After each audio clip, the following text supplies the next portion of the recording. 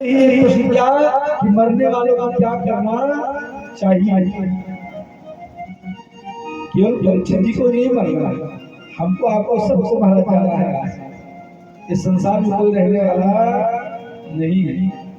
आया है सो जाएगा राजा रंगपति, कोई सिंहासन चढ़ चला कोई जो आया है उसका जाना सुनिश्चित है। किसी के जाने से सुख का अनुभव होता है और किसी के जाने से दुख का अनुभव होता है। लोग कहते हैं अरे महाराज कुछ प्रार्थना करते भगवान से, मेरे दादाजी की बहुत तबीयत खराब है, बहुत दिन से लोग परेशान हैं, बहुत दवाई चल रही है, वो सही से महाराज नहीं पा रहे हैं जीवन उनका, और उनकी मैं चाहता हूँ भगवान उनको सदगति दे। जिनको हम पाल पोस के बड़ा किए वही भगवान से प्रार्थना करते प्रभु हमारे दादाजी को परम धाम गति में बुला कर। बताइए ये संसार क्या है? स्वार्थ, कोई किसी का नहीं है। और हम आप जिसको अपना मानते हैं ना, वही जब मुझसे दूर हो जाता है तो पराया हो जाता है। इसलिए भैया जीवन में कोई नहीं। बोले फिर पूछता, बोले जिसके पास 7 ही दिन हो उसे क्या करना चाहिए? जिसके पास केवल 7 दिन हो उसे क्या करना चाहिए? सामान की तो वारंटी रहती है, उनकी लेकर आते हैं, साल भर की 6 महीने की वारंटी रहती है, लेकिन हमारे आपके शरीर की कोई गारंटी वारंटी नहीं है। अब महाराज सुखदेव भगवान इस प्रश्न को सुनकर बड़े प्रसन्न हो गए। बोले परीक्षित आपने बहुत उत्तम प्रश्न किया है, आपने ऐसा प्रश्न किया है जो जगत के हितकार के लिए हो। हरे कृष्णा हरे कृष्णा। पूरे जगत के हित के लिए जो आपने प्रश्न किया है आपको बड़े प्रश्न आपको सर्वात्मस्मात् भारत सर्वात्मा भगवान ईश्वरो हरे श्रोतव्यापीत तत्वस्य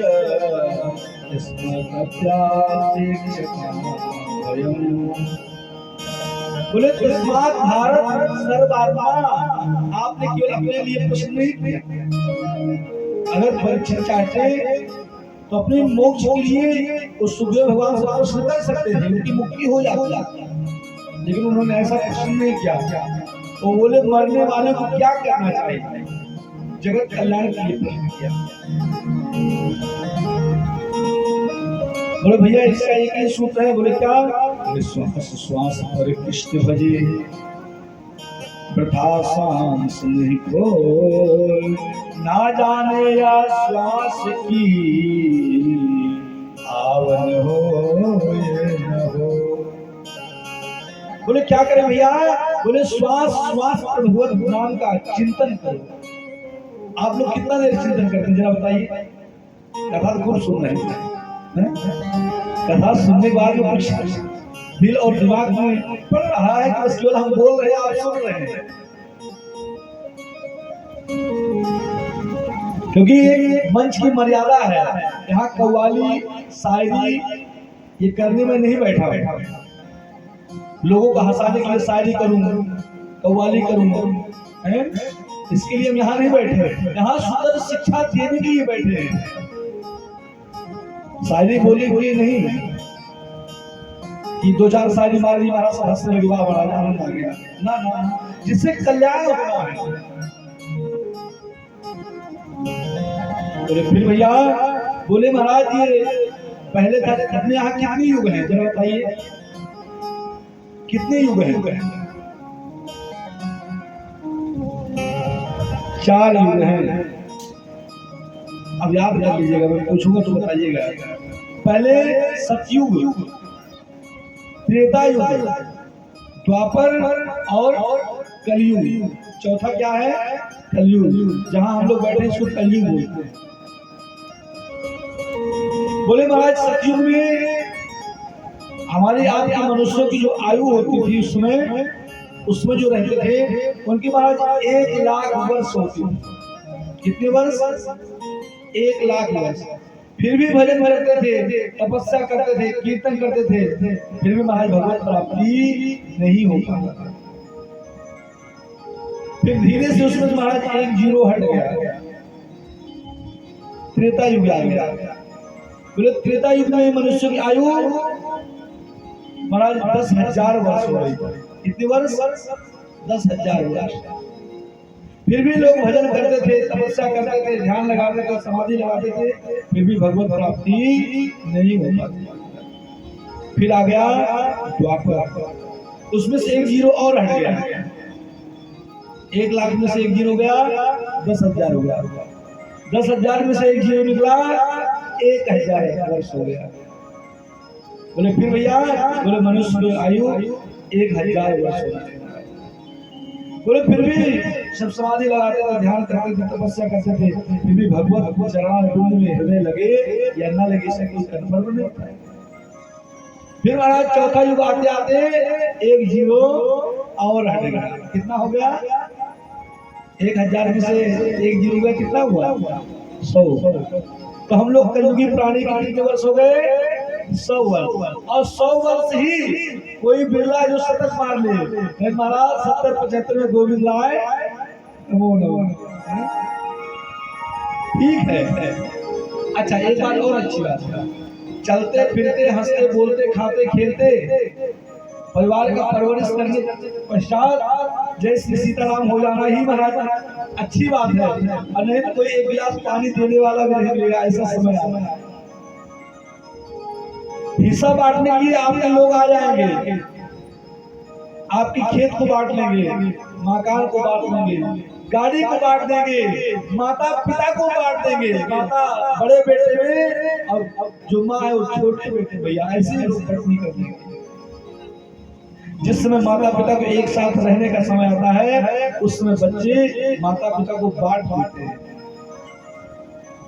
जिसमें पति पत्नी का जीवन मंगलमय होना है, सुख दुख के जो साथी होते हैं, अगर एक गिलास पानी कोई देगा तो आपका अपना भाई ही देगा।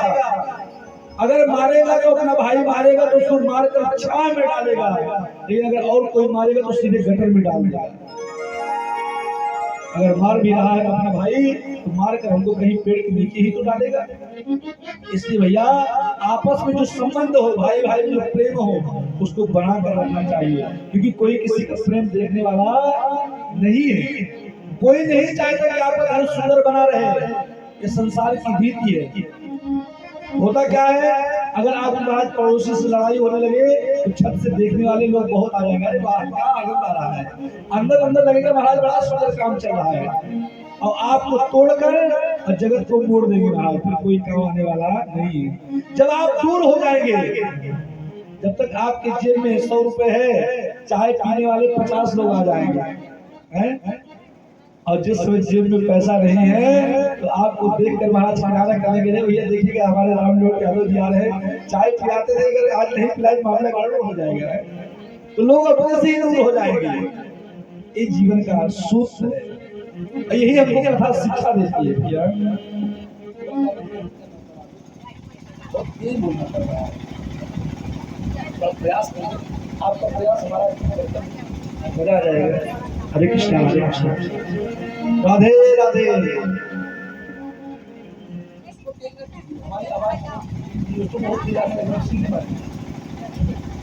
राधे राधे। हरे कृष्णा आवाज नहीं आई। हरे कृष्णा कृष्णा कृष्णा हरे हरे, हरे राम राम राम हरे हरे। दादाजी ध्यान रखिएगा, आपका जो नाती है ना तो हमारे साथ वृंदावन जाने के लिए तैयार है, हाँ बचा के रखिएगा। वो भी आगे कहीं गया होगा घूमकर। ये सुंदर संस्कार है, बोला गुरु जी हमको तिलक लगा दीजिए, हमको अच्छा आ जाओ। हमारे पास 2-4 चक्कर मार जाता है, तो बच्चे को सुंदर बचपन से संस्कार देना चाहिए। अभी छोटा सा घूम रहा होगा, तो जीवन में यही चीज है। बोले भैया बड़ी सुंदर प्रश्न करते हैं, बोले क्या? अरे यार प्रश्न तो लोक नृपा आत्मविद सम्मता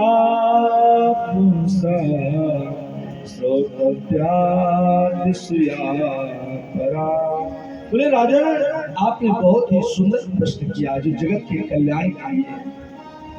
राजन, मनुष्य की पूरी आयु रात्रि सोने में गुजार देता है और दिन काम काज में गुजार देता है। दिन क्या करता है? काम काज में। बोले क्या करते हैं? सुबह 9 बजे उठे, सोकर चाय नाश्ता किए। अच्छा, सबसे बड़ी चिंता क्या होती है? अच्छा, ये बना, ये तैयार हुआ, माताओं सबसे बड़ी चिंता होती है, अच्छा ये बताइए क्या बनना है, क्या बनेगा। एक समय भोजन करेंगे, दूसरे समय क्या बनना है, क्या बनेगा। अरे वही दाल रोटी सब्जी बनते बेचारे बनाते बनाते उग जा रहे हैं, लेकिन तुरंत प्रश्न करेंगे एक सब्जी तैयार होगी, दूसरी चिंता हो जाए। अच्छा, सुबह भैया लौकी आलू बनी, शाम को क्या बनना है, शाम को बना, सुबह क्या बनना है। ये करते करते पूरा जीवन व्यतीत हो जा रहा है, लेकिन महाराज पूरा नहीं हो रहा। बोले क्या? बोले रात्रि सोने में चली जाती है और दिन गप सप मारने में, कुतर्क करने में, बोले भजन करने में नहीं होता। बच्चों का पालन पोषण करने में, बच्चों को लाड प्यार करने में, दिन भर ड्यूटी में श्रम करते हैं, शाम को थके रहते हैं, आकर महाराज बच्चों से थोड़ी देर हास प्रयास किए और टीवी देखे, फिर महाराज सो गए। यही तो दिनचर्या है। किससे अलावा कुछ कर रहे हैं? देखते देखते बचपन से जवानी और जवानी से बुढ़ापा आ गया, दिनचर्या यही चल रही है, खाना सोना रहना, खाना सोना रहना। सुबह उठे, ब्रश बंधन किए, स्नान किए तो किए, नहीं खाए महाराज गरबा गरम पकौड़ी छन गई, कोई बात नहीं है। फिर महाराज दोपहर में, फिर शाम को, रात्रि में, इसी क्रम में हम आप संसार को चला रहे हैं। महाराज बोले क्या करना चाहिए? बोले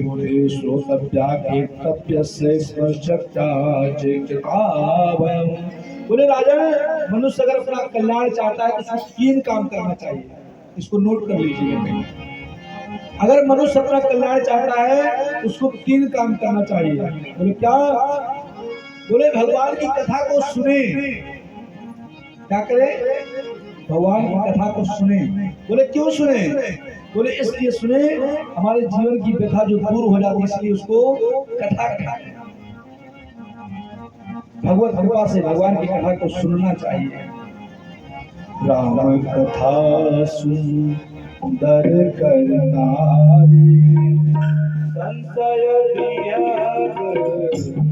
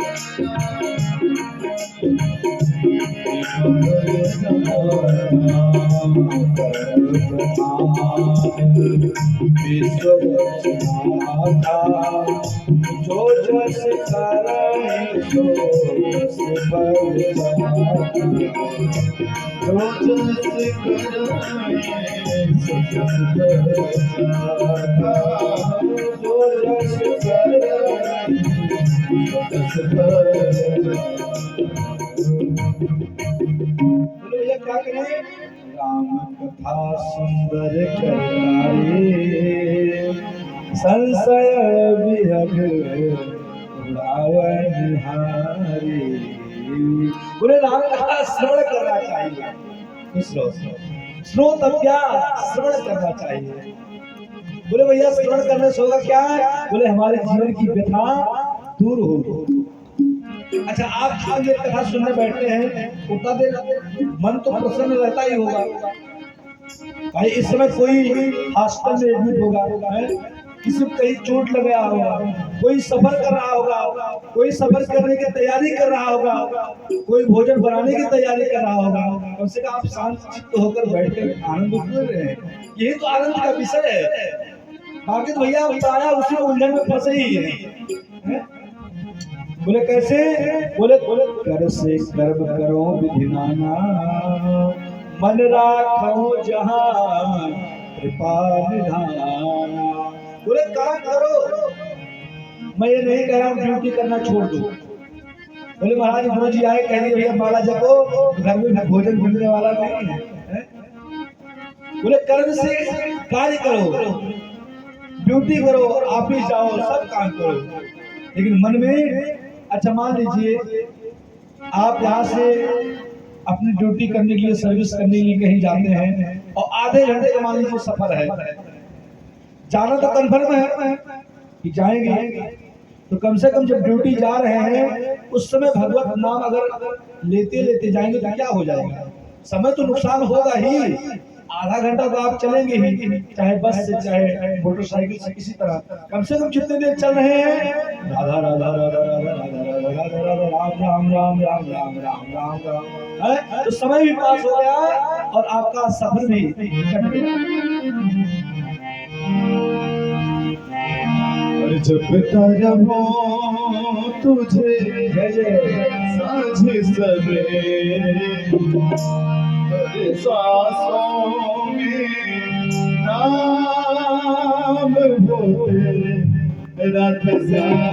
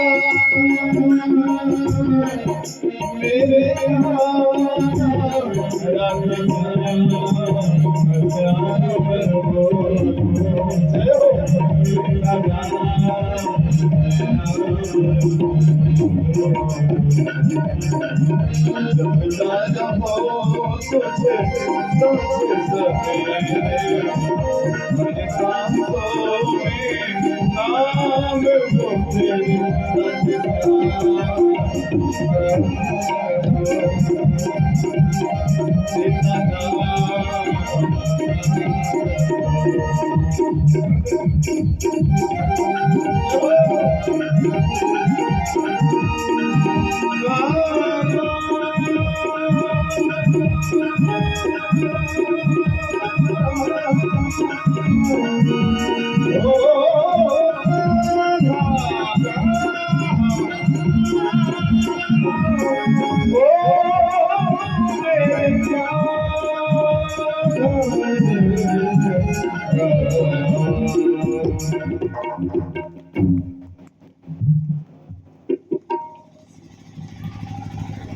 ऐसे भैया बड़ी मुश्किल हो जाएगी। आज क्या हुआ है, कुछ खराब हुआ है क्या था?